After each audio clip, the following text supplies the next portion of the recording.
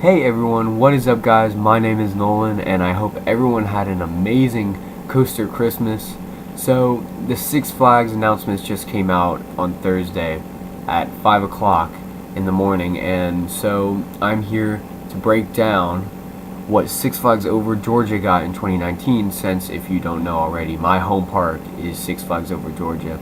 So talking about the main takeaways I got from 2019 were that Six Flags, I think, is starting to lean more in towards bigger investments while also maintaining rides for all their other parks. As we saw with West Coast Racers and Max Force, those don't look like cheap rides. But at the same time, they also maintain creativity, not with their rides, but with their names and themes. One thing that I did notice is that no two rides have the same name in the Six Flags parks this year, which I think is a step forward when it comes to their creativity. So, what will Six Flags Over Georgia be receiving in 2019? Well, they'll be receiving a new pendulum ride called Pandemonium. This is a Zamperla Giant Discovery and is the same model as Harley Quinn at Six Flags New England and Wonder Woman Lasso of Truth at Discovery Kingdom.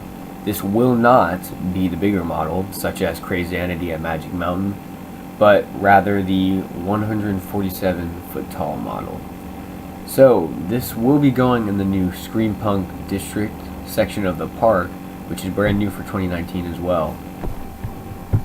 So, along with this new Zamperla Giant Discovery, the Screampunk District is said to have more shops and restaurants revamped to be put in the theme of steampunk. So that's very exciting, a new themed area. I'm hoping similar to the Screampunk District at Magic Mountain, because that is a cool little area to be in.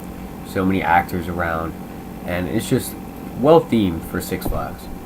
So looking at the stats, it is 15 stories tall, which is around 150 feet. It goes 70 miles an hour, has a height requirement of 52 inches, has a capacity of 40 riders on a 2-minute cycle, and as already mentioned, it is going in the new Screampunk section of the park.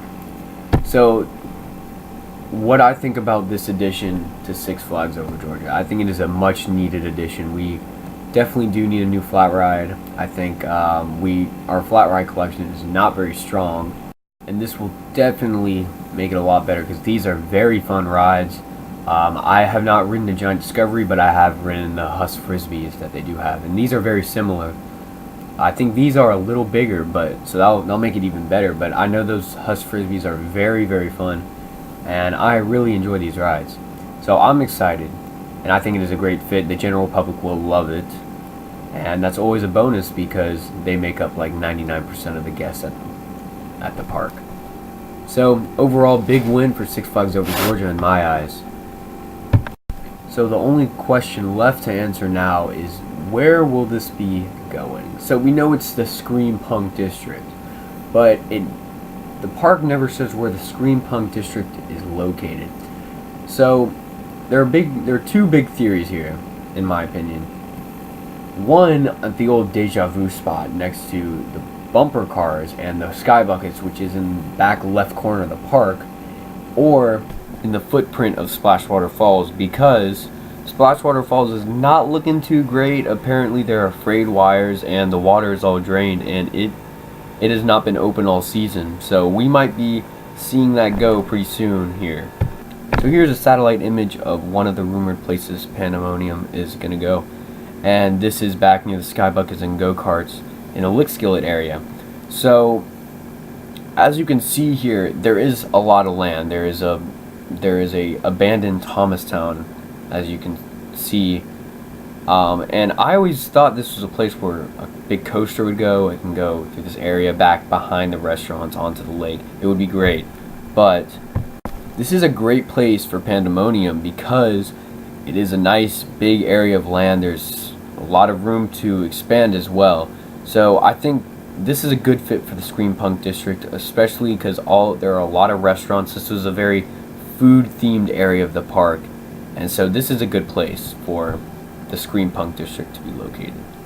So our second rumored plot of land is the Splashwater Falls footprint, and so I think this would be a great place for the Giant Discovery, but not a great place for the Screampunk District, because while the Splash Waterfall's footprint is perfect for Pandemonium, it is not a great place for Screampunk District because there is not a lot of room to expand, and it's kind of a weird little area, mainly because there's a giant bridge in the middle of this area. If they did make it to Screampunk District, which would kind of, it is, and it's right next to the DC Super Friends area, so it would be a really weird place. It's kind of just tucked in the middle of the park.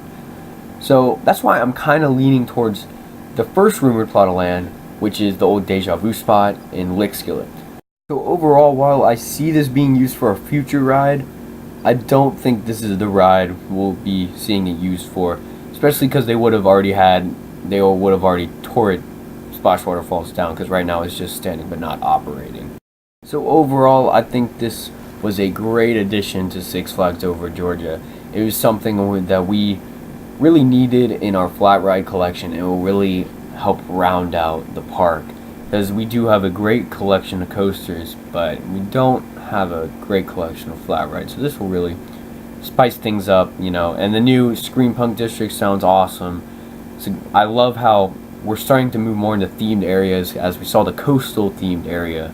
It's very loosely themed, but it's still an okay theme. Got the beach music blasting, so it's a good step for Six Flags Over Georgia. So anyway, my name has been Nolan, and I will see you guys later, hopefully at Six Flags Over Georgia one day. So see ya.